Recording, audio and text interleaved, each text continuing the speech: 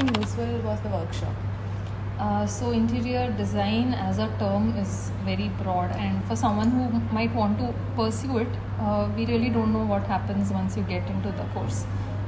So for that, on that aspect, I think this workshop was very good to know what happens from ideation till execution of an entire interior design process. Was the workshop engaging and interactive? Yes.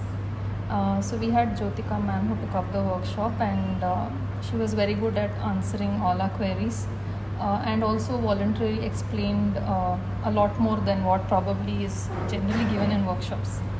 What was the most impactful and memorable moment of the whole workshop for you? So we know that Vastu Shastra is implemented in planning of an interior design, but this workshop gave a really good idea on what are the things that really go into it, which was not very basic as well. She really went into the depth of a lot of things that are considered with Vastu in mind. So it was a very interesting session.